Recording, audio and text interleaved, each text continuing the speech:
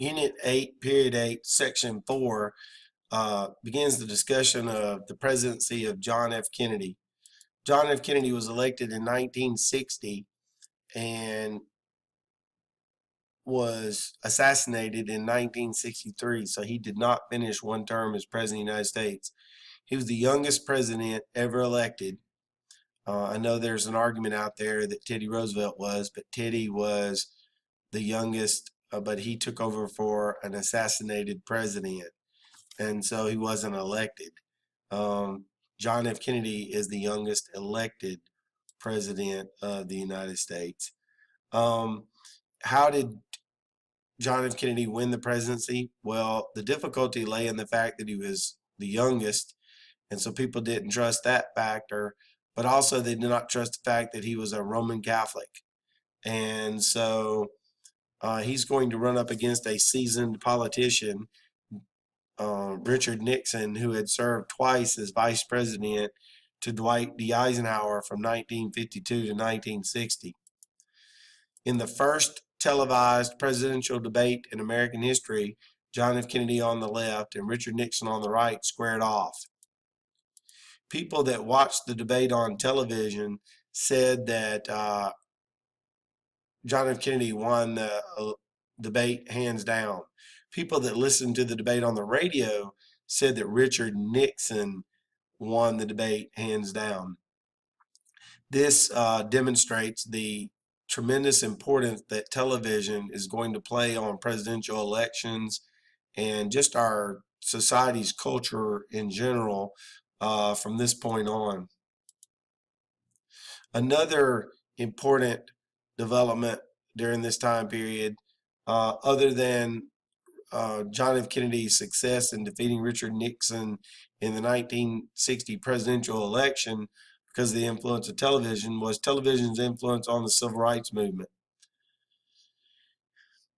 We had problems in the United States with race, obviously, throughout our nation's history. And in the 1960s, these problems come to a boiling point, especially with events that happened in the 1960s, like the assassination of Martin Luther King. Upon his assassination,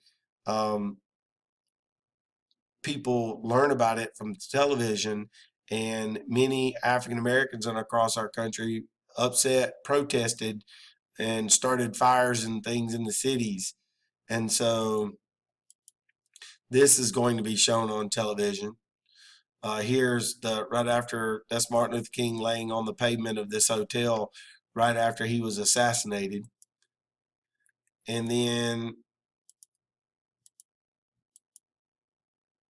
another important role of television in the civil rights movement occurred in the state of Alabama, in Birmingham and Montgomery.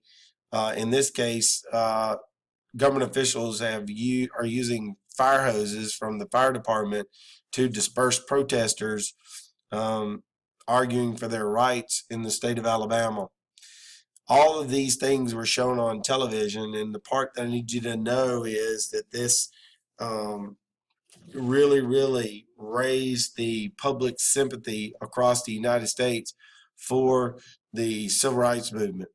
It reached people that before would not have known it was even a problem.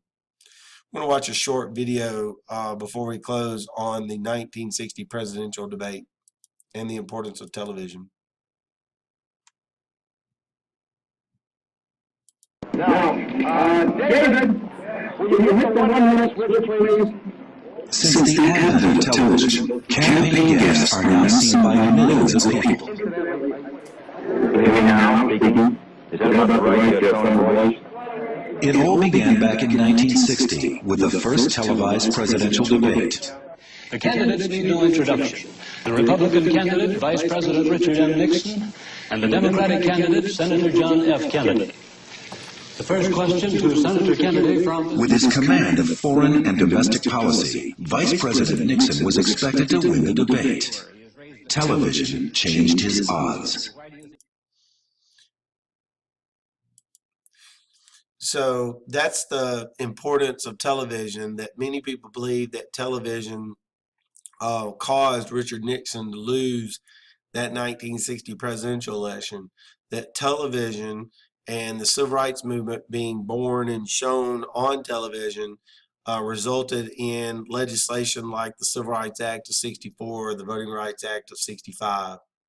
This concludes Unit 8, Period 8, Section 4, the presidency of John F. Kennedy, and the importance of television in his election and the importance of television in the civil rights movement.